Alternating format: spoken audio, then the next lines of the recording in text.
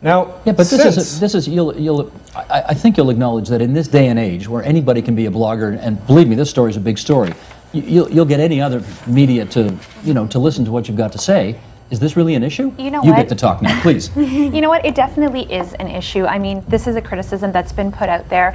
You know, why don't we take a counter view response, to Mr. Steyn's article, have it, start up our own newspaper, have another magazine well, published, you don't have to do that. newspaper. You're here. I mean, there's any number of media outlets you can take advantage of. Let's look at Maclean's, though. I mean, Maclean's is Canada's only national current weekly magazine. It has a readership of over 2.8 million people. We're concerned about Maclean's readership being exposed to an open debate on a very important issue. Okay, but as far as I know, and this is just rules of journalism, I don't think anybody gives over their magazine without the right to edit to anybody.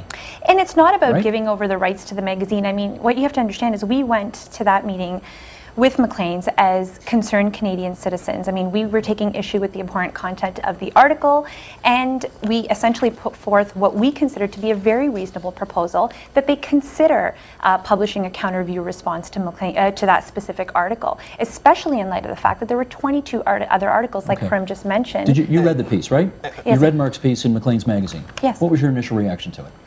I think the initial reaction of the three of us, just as it was within the Islamic and Muslim community, the Arab community, a lot of other racialized minorities, was one of disgust. We've seen this kind of pattern before in our history in Canada. We've seen people try and put out objective facts as a dressed up form of racism.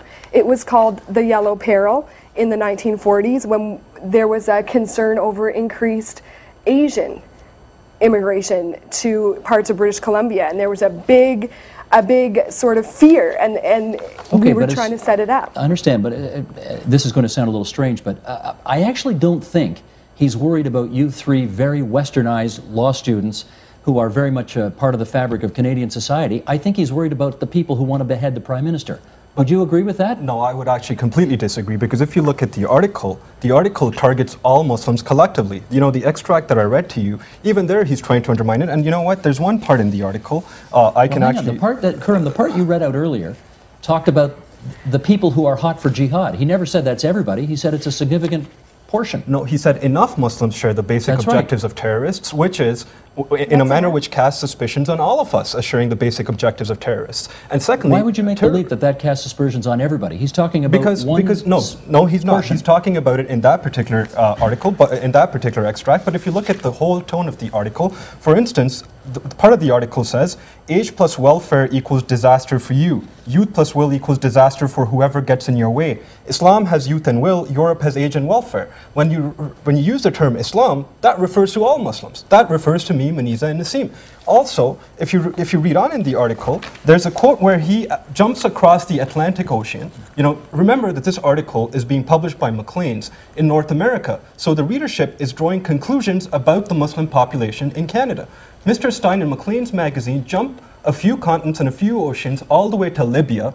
Take a quote from Libyan dictator Colonel Gaddafi, where he allegedly says that the 50 million Muslims of Europe will turn it into a Muslim continent. We put the quote up actually, just leading into it. So my point just is that what's being said is that if you want to, so what Mr. Steyn and Maclean's are saying is, if you want to form an opinion of Muslims in Canada, what you need to look at is what Colonel Gaddafi in Libya has to say. And this is actually a tactic which is very commonly used by Mark Steyn and Maclean's and the other people that they have. Okay, can you, and let me go to Maniza on this. I want to try and keep equal time here. Can you at least allow for the fact that there appears to be a real problem, if not certainly with the majority of Muslims living in the West, and at least a significant minority? I'm going to let you take that. Sorry, okay, you pass you see, what I want to say is that even if there is a problem, right?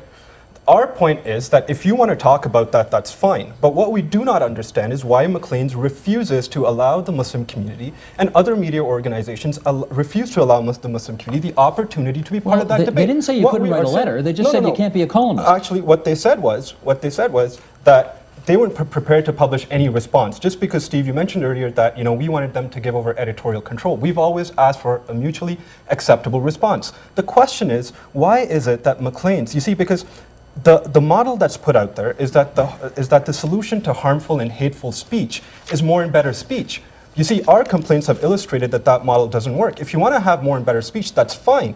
That's what we're asking for. We're not saying that they need to shut him down or shut down anyone else who's providing opinions on Islam. We're saying if you want to make Islam and Muslims a topic of discussion, that's fine. But we, our community, wants to be part of that discussion. And we're being denied. Hang on, Mark, we're almost ready. And we are being denied that opportunity. That's why we have taken Maclean's magazine to the Human Rights Commission and not Mark Steyn. That's another fabrication that he's put forth because he's not part of the human rights complaints that we filed. And you know what, I do think that's an important point. Hang on. I do think that's an important point because, I mean, Mr. Steyn was on the Duffy Show just a couple days ago, and he made reference to the Ontario Human Rights Commission that was a statement that was issued just a couple weeks ago, and he says, you know, the OHRC is not going to be able to throw me and Maclean's into jail. And, you know, this is not about us versus Mark Steyn. I mean, it's taking attention away from the actual issue, and the issue, as Khurram said, is the right of for communities to participate in national dialogue on issues that affect right them. Now. But not when looking as a result of our complaints. But that's, if we hadn't filed human rights complaints, CTV or The Agenda or the Globe and Mail and all the other newspapers wouldn't have been interested in this. Also, we haven't really been allowed in these papers to directly respond in the way that we would like. We've been allowed to talk about our human rights complaints. You know what? For what it's worth, you are here on live television. Nobody is editing you. Nobody is, you know, chopping down what you're having to say. I frankly don't see how you are being censored by participating in this broadcast tonight. Oh, we're not saying that you're the one who's censoring us. We're saying that it's Maclean's magazine who's censoring us. That's who our issue is with. Nassim. Essentially, we have always been requesting what your show is doing right now, which is to allow a different voice or the voice of the targeted group a chance to speak. And by turning to other media organizations and putting the onus on them to respond to, for us to respond to something that they didn't even print is unrealistic, and it's also not, it's not engaging Maclean's in their responsibility to be fair, to be balanced, to be what they put themselves out as an authoritative source of news. And so we're just, I don't think there's anything wrong in us trying to hold them accountable to their own standards or the standards of the journalism industry at large. I don't think anybody would dispute that. You're certainly entitled to put everybody's feet in journalism to the fire. That's true. The question is methods. Are you not concerned that the approach that you've taken looks like you're trying to inhibit free speech in the country? I don't think that that's the case, and I think it's important to give you a little bit of background information. Sure. I mean, in terms of why did we actually go to the commissions, it's not about hindering free speech. We weren't left with any other choice. As you very well know, we met with Maclean's. I mean, there's some differing, you know, opinions as to what actually transpired at that meeting, but we were essentially told that they do not want to accept any sort of reasonable proposal. You know, Maclean's does not prescribe to any sort of press council. The Ontario Press Council, for instance. So you didn't have that avenue? We didn't have that avenue. I mean, the Ontario Press Council, for instance, looks at media responsibility while still vigorously endorsing, you know, freedom of speech, and you know, freedom of the press. We didn't have that option, so we had to go to the Ontario Human Rights Commission or the commissions, and these are legislative bodies that have been set up to look at these sort of human rights violations. I want to be scrupulously fair about the time here because we did 15 minutes with Mark. I've done 15 minutes with you guys right now. Just a note to the control room, let's dispense with all this. I don't want to lose any time here. Can we just set up a chair and invite Mark to come over? Tina, if you would, thank you. Set up a chair right here in the studio. Steve, we're going to hold Mark, you to your. Come on over. We're going to hold you to your stance that you're not going to allow shouting on the show. Let's make, first of all, just a minute. Why am I sitting offshore here? Mark, so first of all, welcome back to the broadcast. For those who've joined us late, hello. Is this the first time that all four of you are actually meeting? Yes, it is. In person? It is. So you've never actually had a discussion about this before? No.